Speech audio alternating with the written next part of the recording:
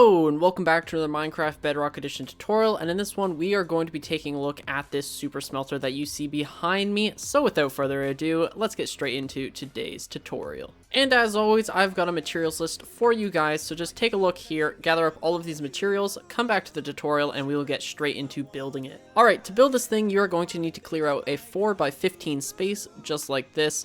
And the first thing you want to do is come over here and build up by 5. So 1, 2, 3, 4, and 5. And then just come over 1 and do the exact same thing. From here, what you want to do is you want to grab your glass and you want to go to the second block up and just sit down 2 glass blocks just like that. And now you can grab your chest and set this down right here. This is going to be the output chest. So whatever you're smelting, this is where it's going to end up. You're going to grab your redstone lamp, set it on top of this glass block right here, and then set down a smooth stone just beside that. And now what we're going to do is we are going to grab our furnaces and our hoppers, and we might as well just grab our lever while we are at it. And we're going to set this lever down on to the redstone lamp just like this, and on, off, just like that. Come over here now, grab your furnaces and run them across right here. So we want 8 of these. So 1, 2, 3, 4, 5, 6, 7, and 8, just like that.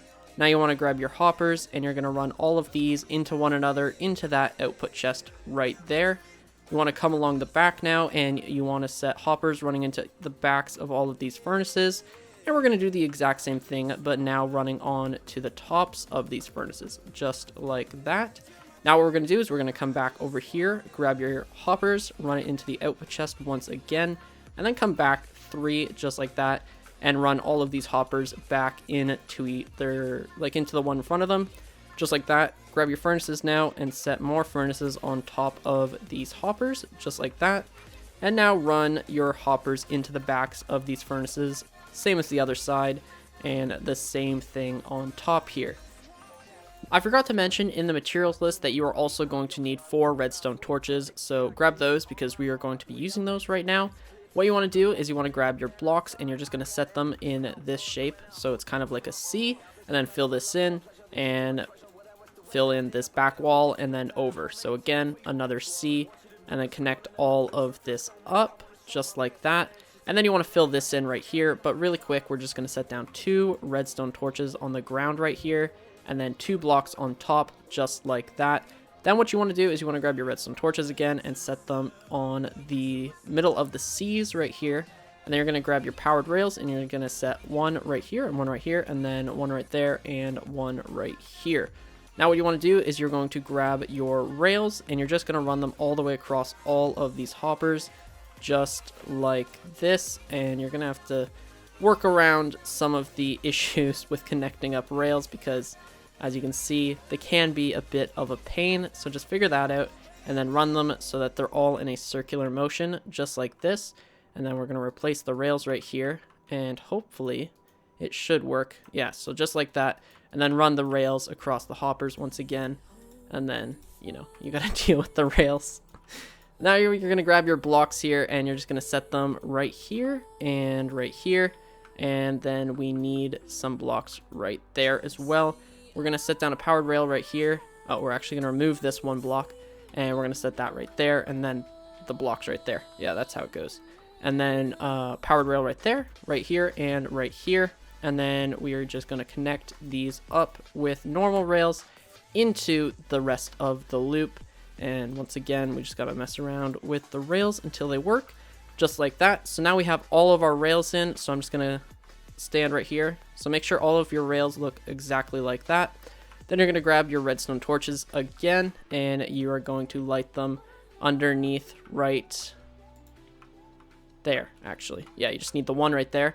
And yeah, that is actually pretty much it. All we got to do now is set up the loading stations. So again, 2 minecarts right there, and those are minecart with a chest. Grab a hopper and we are just going to set that on top of here. So actually it's probably best if we just go like that. And then we're going to grab a normal chest and we're going to double it up right here. So this is going to be your fuel input and this is going to be your smelting blocks input, and just replace the minecart right there. And that is it. So we're just going to fill these up and then you're going to see all of your items will get smelted and it's going to be 16 times faster. Oh wait.